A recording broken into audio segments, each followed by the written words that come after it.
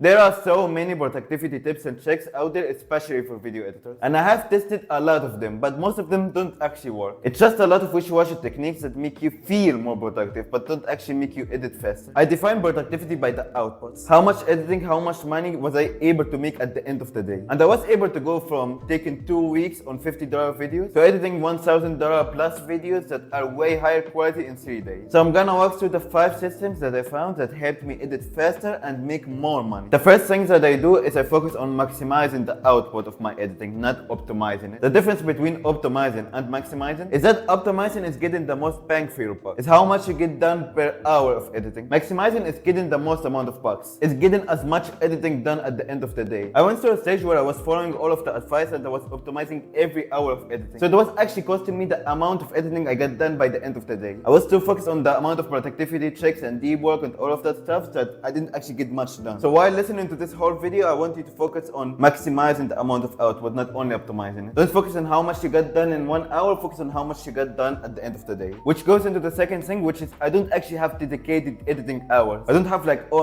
I gotta edit for 2 hours and then I gotta take this break and then I gotta edit for another 2 hours. I do something called working open to goal, which means I don't actually focus on how much time I'm editing, but the results that I'm getting, the output. So I don't sit down and say that I'm gonna edit for 2 hours. I sit down and say that I'm gonna cut into visual effects. And I do nothing else until I get the cutting done and the visual effects done. I don't get distracted, I don't go on YouTube, I don't go on Twitter, I just work until the goal is done. And this is helpful because when you set dedicated hours for editing, you end up not getting much done. You're just on your PC waiting for the timer to go off. It's so much easier to get in the flow where you're editing super fast and you have no distractions when you don't have a timer that you're waiting for. You just set a task for yourself. Usually my tasks take like around 2 hours, 1 to 2 hours. And you work on it until you have it done. So it might take you 30 minutes, it might take you 4 hours. Which I found actually helps me get stuff done instead of just sitting on my PC waiting for a timer. And my first session of working open the goal, my first session where I pick a goal and work on it until it's done, is at the start of the day, which is the third thing that I do. I edit first thing in the morning before even taking a shower. I just wake up, I have my water bottle on my desk over there. I drink some water and I just work until I finish a certain task. Now there's a few reasons for this. First of all is that you're most productive at the start of the day. Second of all is that I work before I eat. Eating makes your brain slower for a short amount of time. It gives you brain fog and makes you feel clumsy. You're most sharp at the start of the day. And third of all, I do it before checking my notifications. So my brain can't have any thoughts about anything other than editing. If I checked my notifications before working, if I woke up and checked my Instagram, Twitter, TikTok, MyScape, everything, then my brain would have thoughts about the messages that I got. And it would start thinking about other stuff other than editing. My goal is to have 100% of brain power onto editing. I check my messages and eat and shower after I've done my first open the goal session. After I sit down and work for a bit. An actionable step to help you do this is I want you to go on your startup folder and put a shortcut for Premiere in it and put the text file called to-do list. This is how I have it. Now if you've done that, if you put them in your startup folder, when you open your PC, those things are gonna pop up. Your Premiere and your to-do list. It's just gonna be on the screen right there automatically after you open your PC. Your to-do list, you're gonna type it the day before. You're gonna type what you're gonna do, what open the goal task you're gonna do. You're gonna do cutting until you're done, or you're gonna do visual effects until you're done, or you're gonna do music on the first 25 minutes of the video until you're done. And when you have it that way, you're gonna just wake up, click on your PC, and start editing right there and have a list of stuff to do. Which is nice because I found it annoying that I need to open my PC and then click on Premiere and wait for it to load up. I now just click on the button and drink water while my PC is booting up, and then I just go straight into editing. So to recap, because I said a lot of stuff there, the second thing that I do to get more output is that I work straight after waking up. I don't check my messages, I just drink water, open my PC, and I have it set up in a way that when I open my PC, my Premiere and my to-do list show up automatically by putting both of them in the startup folder. And I also work before eating so I don't have brain fog. This makes my first session of editing much more productive. The third thing that I do, which I'm gonna go through really quick because it's quite obvious, I don't have any notifications that come up. Any. No Discord, no YouTube videos, no email, nothing. I don't even have my Discord. I don't even have Discord installed. I use it on my browser. So now I have to click on Chrome, search up Discord, and click on the link and click on the button so I open up my Discord. And same to my phone. I don't have any apps in there. I have to go to Google and search them up and see the actual messages consciously. I have to take a conscious action that I want to check my Discord or I want to check my email. Again, so all of your thoughts when you wake up or when you're editing is 100% on editing. You don't want to be editing and just without your permission someone just comes up and distracts you. The one notification might seem harmless, but what it does is that it makes you start thinking about it, which makes you edit slower, which makes you produce less outputs, which makes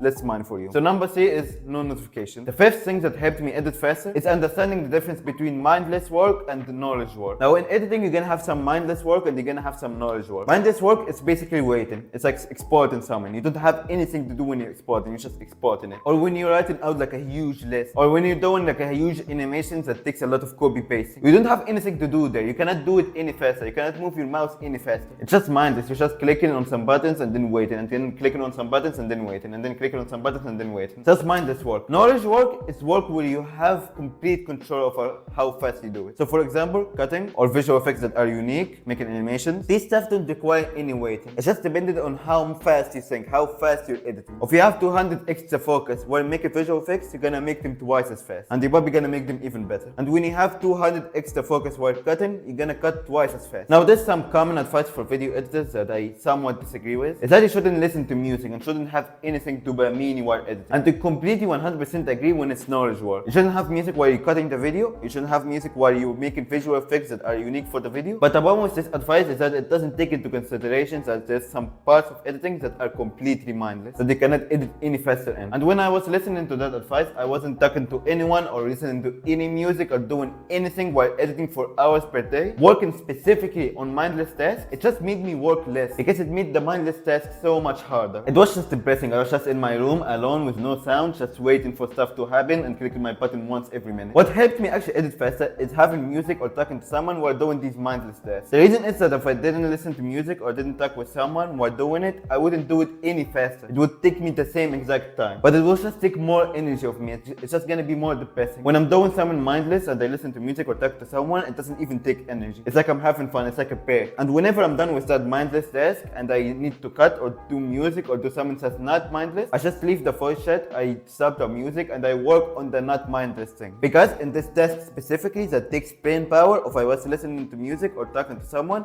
it would take me more time. It wouldn't make a difference if I was working on something mindless, but on stuff like cutting, music, unique visual effects, it makes my editing so much slower. So you should know the difference between these two and prepare your day likewise. You would do something that's knowledgeable, that takes brain power at the start of the day because you have the most brain power there, and until your next working open to go session, working until you finish a certain task like cutting, like explained previously in this video. In this time between these sessions, you're gonna do mindless work and you're gonna just have fun while doing it. Just make sure that you don't cope and lie to yourself and say that it's mindless while it actually takes brain power, and it will take you less time if you weren't listening to music or talking to someone in a voice chat. If it's actually mindless, you're gonna do it between sessions and you're gonna listen to music or talk to someone while doing it. Like exporting or when you're doing a huge copy-paste test. This will make you not lose all of your energy doing mindless work while still not losing any time by listening to music or doing any other task while editing. So these are the 5 things that I did that actually helped me edit faster. If you want to take this to the next step, I have a complete long video on how I set up my plugins, my shortcuts, my macros, so I can edit faster inside of Premiere Pro. So besides like general productivity, actually editing faster, doing the same things that took me 10 minutes in 30 seconds. I walked through all of the shortcuts that I use, all of the plugins I use, and all of the macros I use in a free course inside of my Discord server. And like always,